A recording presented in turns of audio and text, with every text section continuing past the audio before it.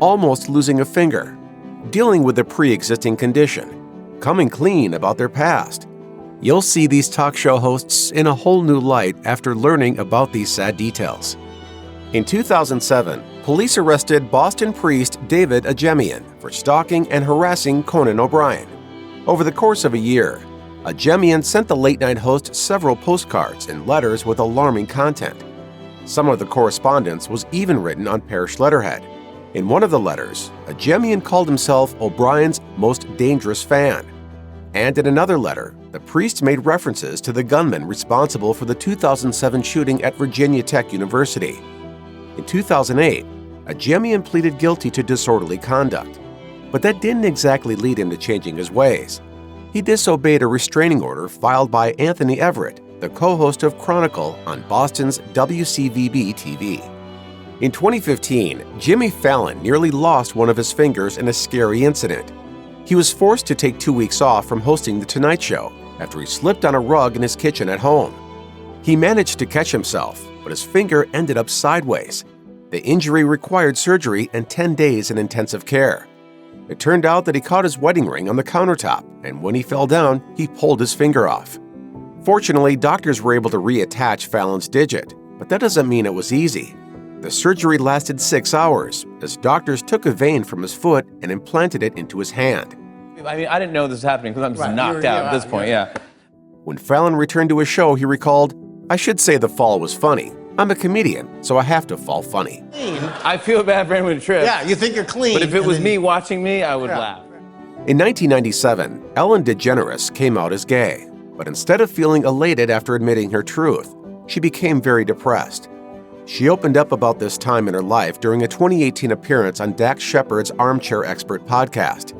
She became the butt of insensitive jokes on late-night shows.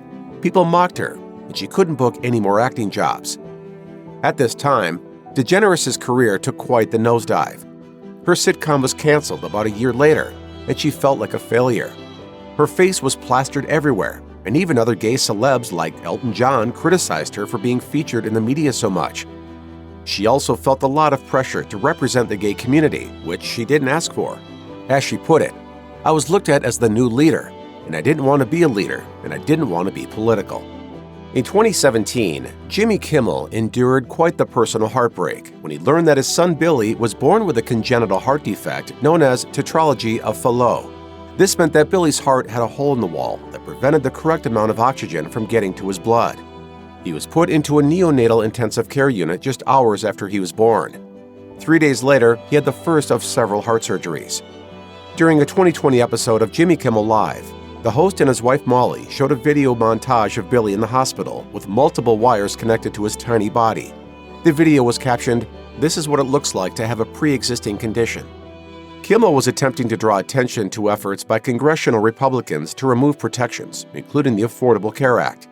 He warned that if they were successful, millions of people would suffer the consequences of not being able to afford adequate health care. If your baby is going to die, and it doesn't have to, it shouldn't matter how much money you make. Former Daily Show host Trevor Noah has been open about his struggles growing up during apartheid in South Africa. His mother, Patricia, is a black South African woman, while his father, Robert, is a white man from Switzerland, and he grew up in poverty. Most people would have a sign to protest government oppression. My mother had me. During an episode of the Jess Cagle interview, Noah talked about a particularly terrifying time when he was a young adult, and he learned that his stepfather had shot his mother in the head. Fortunately, Noah's mother survived. His stepfather was convicted of attempted murder, but he only received probation. Noah was understandably enraged, but his mother told him to pity his stepfather instead, because he was a victim of toxic masculinity. She didn't want her son to carry hatred in his heart over the crime. It was difficult for Noah to temper his emotions, but eventually he recognized his mother's strength and her ability to bravely move on. Montel Williams hosted his eponymous talk show from 1991 to 2008. During that time, he was also struggling with multiple sclerosis. Back in 1980, he was attending the Naval Academy when he experienced the first onset of symptoms. He ended up losing the majority of his vision in one of his eyes. He was only 22 years old at the time, and doctors couldn't explain what was happening. It would take 19 years before he was finally diagnosed with MS. During an interview with Dr. Oz, Williams revealed that he would interview his guests and then go backstage and cry because he was suffering so badly. This was a daily occurrence. As he admitted, "My primary symptom is pain. I've got pain from my shins to my feet 24 hours a day, 365 days a year, and it's been there for the last 10 years. To cope with this chronic condition, Williams has employed psychiatric and psychological techniques to distract himself. Now, I've had some difficulty along the way, but I work at this every single day. In 1989, when he was in his mid-20s, British talk show host Graham Norton nearly lost his life when he was targeted in a violent attack. He opened up about the incident during a 2021 interview with CBC Radio's Q. One night while he was walking home from drama school, he was stabbed and lost a significant amount of blood. Only later did he realize that he could have died. Afterwards, Norton resolved to take more risks in life. He now often asks himself, what's the worst that could happen? And nothing is worse than almost dying. And this wasn't the only time that someone came at Norton with a knife. The second time happened again outside a club, but there were other people around, and it was nowhere near as big a deal as the earlier occasion, as he ultimately wasn't stabbed again. During a 2018 interview with Rolling Stone, Late Show host Stephen Colbert opened up about his experiences with anxiety. As a young man, he required medication to function, and there was one time in the 90s when he had a nervous breakdown. He was prescribed Xanax, which took the edge off but didn't completely rid him of his anxiety. When he got married, he worked at night, while his wife worked during the day, and he experienced panic attacks, during which he would literally walk circles around his couch. Colbert's solution to overcome his anxiety was by way of performing. While he was nervous backstage, he had the ability to shut off his overactive brain once he was on stage, but then he'd be a ball of anxiety the minute he finished. He ultimately stopped taking Xanax because he wanted to work through his issues without it. Wendy Williams has been open about her history of drug addiction, and in 2019, she revealed that she'd been living in a sober house as part of her recovery. On her talk show, she's also admitted that she struggled with cocaine. She was honest with her audience and explained that substance abusers have to struggle with their addictions for their whole lives. She recalled one particularly rough period by noting, "I was a mess, functioning, killing myself." Williams considered it a miracle that she was able to stop abusing drugs when she was 29. She then spent 10 years as a cocaine addict and wanted to tell her fans how she was able to overcome her problems. I am not embarrassed, about anything. Williams has also been diagnosed with Graves' disease, an autoimmune condition that can cause hyperthyroidism. It can also cause a person's eyes to bulge and lead to such symptoms as depression, anxiety, fatigue, forgetfulness, hair loss, and many other issues.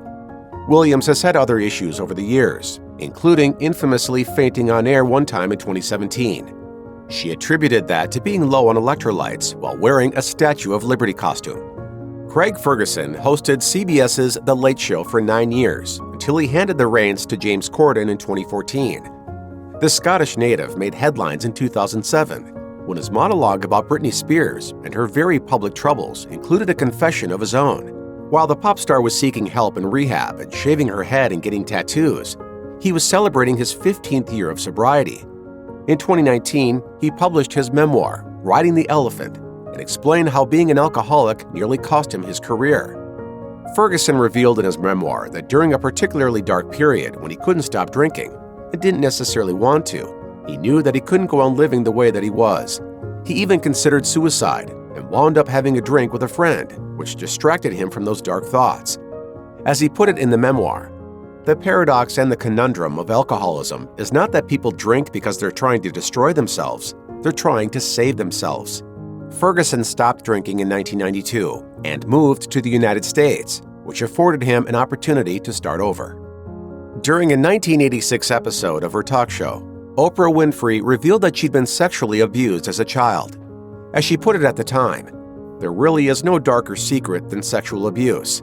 I am telling you about myself so that maybe the closet where so many sexual abuse victims and their abusers hide might swing open just a crack today and let some light in." Over the course of her career, Winfrey has produced more than 200 episodes about sexual abuse. Her own experience involved being raped by a cousin when she was only 9. She didn't even know what sex was or what was happening to her, and like many victims of abuse, she didn't tell anyone what happened. She credits her teachers with helping her get through that dark period, as school was the only place where she felt loved. It is not your fault. In 1988, police arrested a woman named Margaret Mary Ray after she was caught driving David Letterman's Porsche in New York City. She was stopped near the Lincoln Tunnel as she was unable to pay the toll.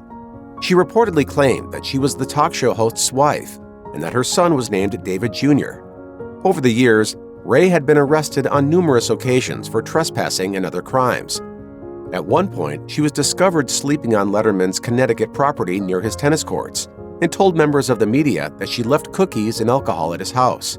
As a result of her actions, Ray served 10 months in jail and 14 months in a mental health facility after being convicted of trespassing. She was aggressive with authorities, and due to her mental health issues, she was often considered incompetent, which kept her from going to trial.